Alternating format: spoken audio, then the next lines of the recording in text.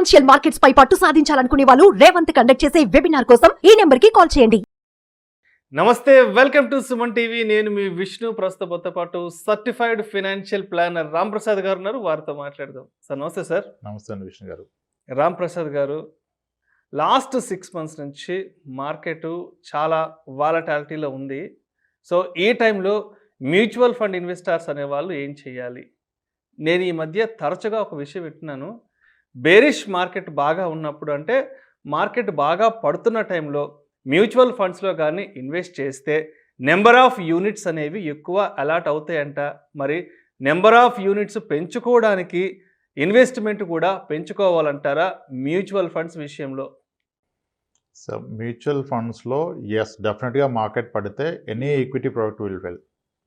అది equity product stock అయినా, ETF అయినా, ఇండెక్స్ ఫండ్ అయినా, మ్యూచువల్ ఫండ్ అయినా, అండర్లయింగ్ అసెట్ ఈక్విటీ కనుక డెఫినెట్గా పడిపోతుంది. ఎస్, ఫస్ట్ మీరు అడిగినట్లుగా ఇలా పడినప్పుడు ఇన్వెస్టర్ ఏం చేయాలి అంటే, ఇలా పడినప్పుడు ఇన్వెస్టర్ ఆయన ఇప్పటివరకు ఏం చేస్తాడో అదే చేయాలి. కొత్తగా ఏం చేసే ప్రయత్నాలు చేయకూడదు, ఎటువంటి కొత్త ప్రయత్నం చేయకూడదు. అయితే ఇక్కడ అందరూ గట్టిగా మిస్లీడ్ అవుతుంది ఏంటంటే, మార్కెట్ పడ్డ ప్రతిసారి మీరు ఎక్కువగా కొనుక్కోండి, ఎక్కువ అమౌంట్ ఇన్వెస్ట్ చేయండి, లోలో వచ్చేస్తుందని చెప్తున్నారు, డిస్కౌంట్లో వస్తుందని చెప్తున్నారు. అది ఫాలో అవుతున్నారు. కానీ లోలో వస్తుంది, మార్కెట్ పడింది, కానీ ఇక్కడతో పడటం ఆగిపోయిందని ఎవరికి తెలియదు కదా. ఇప్పుడు ఒక 10 లక్షలు తీసుకొచ్చి పెట్టాను, తగ్గింది కదా, ఇది రైట్ టైం అని. మళ్ళా పడితే మళ్ళీ నేను ఇంకో 10 లక్షలు తేగలనా? తేలేను. సో మార్కెట్ పడుతుందనేది నిజం, కానీ ఇక్కడతో పడటం ఆగిపోయిందా? ఇక్కడితో పడటం ఆగిపోయిందని క్లియర్గా తెలిస్తే మీరు ఇక్కడ పెట్టేసుకోవచ్చు. సో అది మనకు తెలియదు. ఫస్ట్ పాయింట్ నెంబర్ 1, మనకు తెలియదు మార్కెట్ ఇది లోనా, ఇంకా ఫర్దర్ లో వెళ్తుందా. ఇంకా ఫర్దర్ లో వెళ్తే ఇప్పుడు పెట్టడం తప్పు. అయితే మీరు అన్నట్టుగా మార్కెట్ పడుతున్నప్పుడు మనకు వస్తున్న నెంబర్ ఆఫ్ యూనిట్స్ పెరుగుతాయి. బంగారాన్ని ఎలాగైతే ధర తక్కువ ఉన్నప్పుడు కొనుక్కుంటే ఎక్కువ బంగారం వస్తుందో సేమ్ అమౌంట్కి, మ్యూచువల్ ఫండ్లో కూడా మీరు ధర తక్కువగా ఉన్నప్పుడు మార్కెట్ పడ్డప్పుడు కొంటే సేమ్ అమౌంట్కి నెంబర్ ఆఫ్ యూనిట్స్ ఎక్కువ వస్తాయి. మీరు మ్యూచువల్ ఫండ్ పెట్టుబడి పెట్టినట్లయితే మీకు పర్మనెంట్ అనేది నెంబర్ ఆఫ్ యూనిట్సే అనేవి కాదు, నెట్ అసెట్ వాల్యూ కాదు. మీకు వచ్చిన యూనిట్స్ అనేవి పర్మనెంట్, అవి ఫిక్స్డ్గా ఉంటాయి. 10 తులాలు బంగారం కొంటే బంగారం 10 తులాలే ఉంటుంది, బంగారం రేటు పైకి కిందకు అవుతుంది. సిమిలర్లీ మ్యూచువల్ ఫండ్లో మీరు కొన్న యూనిట్స్ సేమ్ ఉంటాయి, వాటి యొక్క unit rate up and down అవుతుంది. అందుకనే ఎస్ఐపిని అంతగా ఎందుకు ప్రమోట్ చేస్తారు? సిస్టమాటిక్ ఇన్వెస్ట్మెంట్ ప్లాన్ ద్వారా పెడుతున్న వ్యక్తికి ఈ మార్కెట్ పడ్డప్పుడు ఆయన ఏది ఫాలో అవ్వకుండానే అతను కొంటున్న సేమ్ అమౌంట్కి నెంబర్ ఆఫ్ యూనిట్స్ ఎక్కువ వస్తాయి. నెంబర్ ఆఫ్ యూనిట్స్ అనేవి ఎక్కువ వస్తాయి అంటున్నారు. అంటే కొత్తగా ఆ రోజు పెట్టే ఇన్వెస్టర్స్కి ఎక్కువ వస్తాయా? ఆల్రెడీ ఎప్పటి నుంచో పెడుతున్న ఇన్వెస్టర్స్కి, ఎగ్జిస్టింగ్ ఇన్వెస్టర్స్కి యూనిట్స్ ఎక్కువ వస్తాయి అంటారా? ఇప్పుడు యూనిట్స్ అనేవి మీరు కొన్న రోజే ఫిక్స్ అండి, అవి ఇంకా మారవు. ఓకే, మీరు 10 తులాలు బంగారం కొంటే బంగారం రేటు పెరిగినా తగ్గినా ఏమైనా మీది 10 తులాలు బంగారం ఎలా ఉంటుందో, మ్యూచువల్ ఫండ్లో మీరు ఒకసారి అంటూ కొంటే అది ఎస్ఐపి ద్వారా కానీ లంసమ్ ద్వారా కానీ మీకు వచ్చింది 100 యూనిట్స్.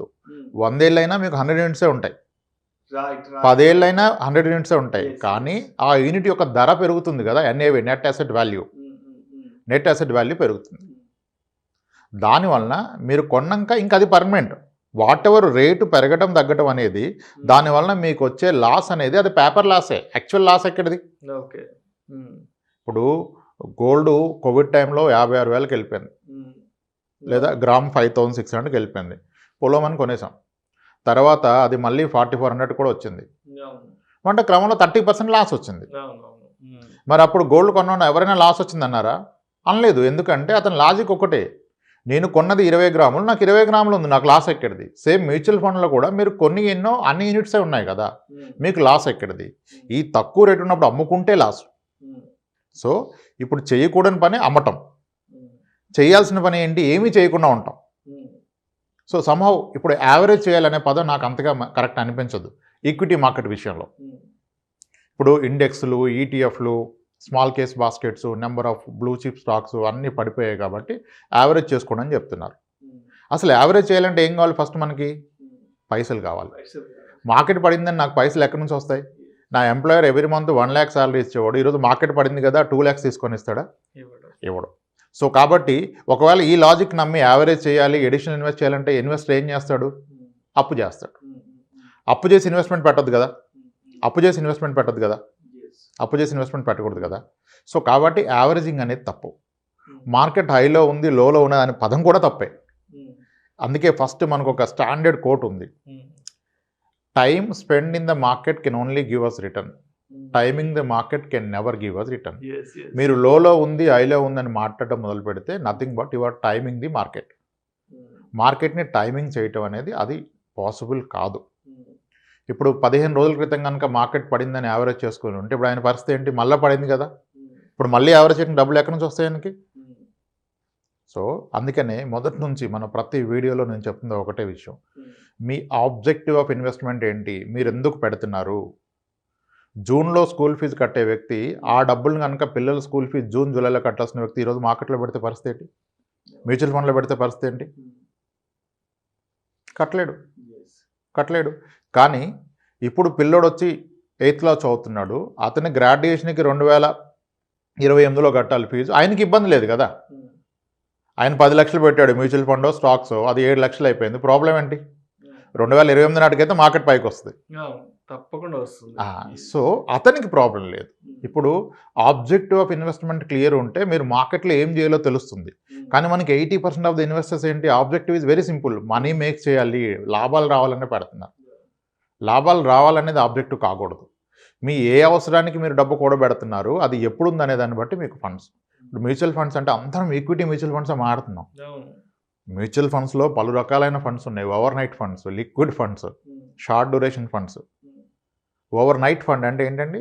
ఓవర్ నైట్కి ఇన్వెస్ట్మెంట్ చేయొచ్చు మ్యూచువల్ ఫండ్లో. లిక్విడ్ ఫండ్ 1 వీక్కి, 1 డేకి, 1 మంత్కి liquid funds are ideal. Okay, ఇంత కాంప్లికేషన్ ఎందుకంటే మీకు 3 మంత్స్కి 4 మంత్స్కి అయితే ఫిక్స్డ్ డిపాజిట్ ఐడియల్ అండి. Bank fixed deposit 90 days is most ideal product for a 90 days investment. ఇప్పుడు కొన్ని బ్యాంక్స్ సేవింగ్స్ అకౌంట్ మీద 5.5 to 6 ఇస్తున్నాయి, అన్ని బ్యాంక్స్ కాదు, కొన్ని బ్యాంక్స్, ఐడిఎఫ్సి ఫస్ట్ లాంటి బ్యాంక్స్ ఇప్పుడు ఇస్తున్నాయి. సో లిక్విడ్ ఫండ్ కూడా 3.5 వేస్తుందండి, గొప్పగా ఏమి ఇవ్వట్లా. సో మీ అవసరం ఏంటో తెలిస్తే మీరు ఎక్కడ పెట్టాలో తెలుస్తుంది. ఇప్పుడు జూలైలో జూన్లో ఫీజు కట్టాల్సిన వ్యక్తి ఎక్కడ పెట్టాలి మనీని? ఖచ్చితంగా బ్యాంక్లోనే పెట్టాలి. బ్యాంక్లోనే పెట్టాలి. అత్యాసకెళ్ళి మార్కెట్ బాగా పెరుగుతుంది, ఈ స్టాక్ కొంటే డబుల్ అవుతుంది అంటే అది రివర్స్ కూడా అవుతుంది. అప్పుడు స్కూల్ ఫీజు కట్టలేరు కదా. నేను ఇప్పుడు మా అబ్బాయి స్కూల్కి వెళ్తున్నాడు, నేను కాలేజ్ ఫీజు కట్టడానికి డబ్బులు దాస్తున్నాను, 6 ఏళ్ళు 8 ఏళ్ళు టైం ఉందంటే మీరు ఎక్కడైనా పెట్టచ్చు.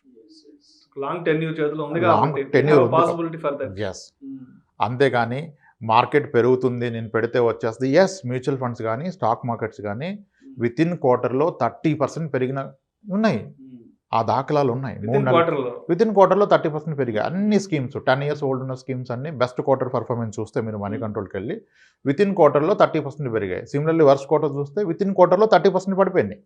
మరి 3 నెలల్లో నాకు అవసరం ఉంటే నేను పెడితే 30% పడే అవకాశం కూడా ఉంది కదా.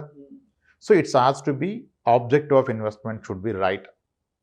మీరు యావరేజ్ చేయాలా, అమ్మాలా, కొనాలా? ఓకే, మ్యూచువల్ ఫండ్స్లో లాసులు రావండి, మ్యూచువల్ ఫండ్ లాస్ రాదు, ఇన్వెస్టరే లాస్ తెచ్చుకుంటాడు. ఎందుకు? యూనిట్స్ తగ్గితే లాస్. మీరు ఆ టైం ఇస్తే రాదు కదా. మీరు ఎందుకు పెట్టారో తెలిస్తే ఆ టైం తెలుస్తుంది మీకు. ఎందుకు పెట్టారో తెలియదు కనుక మీకు టైం తెలియదు, ఈ మార్కెట్కి రియాక్ట్ అవుతారు. మార్కెట్ పట్టడానికి ప్రతిరోజు ఒక కారణం ఉంటుంది కదా. ఇప్పుడు గత 3 ఏళ్ళుగా గ్లోబల్ పారామీటర్స్ చాలా కారణాలు అయిపోయినాయి. రీసెంట్గా లాస్ట్ 1 weekగా మనం రెపో రేట్లు పెంచాం, యూఎస్ ఫెడ్ రేట్లు పెంచింది. సో డాలర్ అంతా వెనక్కి వెళ్ళిపోతుంది, ఫారిన్ ఇన్వెస్టర్స్ అంతా అక్కడ ఫెడ్ రేట్లు పెరిగాయి కనుక హ్యాపీగా ఇక్కడ డబ్బులు తీసేస్తున్నారు. ఇది 6 నెలలుగా జరుగుతుంది, ఈ మధ్య కాస్త ఎక్కువగా జరుగుతుంది, అందుకని మార్కెట్ ఫాల్ కాస్త పెరిగింది. ఇది ఎప్పుడు రివర్స్ అయిద్దో మనకు తెలియదు, ఏ క్షణమైనా ఇది రివర్స్ అవ్వచ్చు, ఇంకా వర్స్ట్ అవ్వచ్చు. కానీ ఒక 6 ఏళ్ళు 8 ఏళ్ళు ఉంటానంటే ఇబ్బందే లేదు. 6 నెలలకు పైసలు కావాలంటే ఈ రోజే మొత్తం తీసేసుకొని వెళ్ళిపోవాలి, ఎందుకంటే 6 నెలల పరిస్థితి ఏమిటో తెలియదు మనకి. యావరేజింగ్ అనేది రాంగ్ కాన్సెప్ట్. మీకు ఎందుకు పెడుతున్నారు, మీకు ఎంత కావాలి, ఎప్పుడు కావాలి, దాన్ని బట్టి దానికి ఏ ఫండ్ అనేది.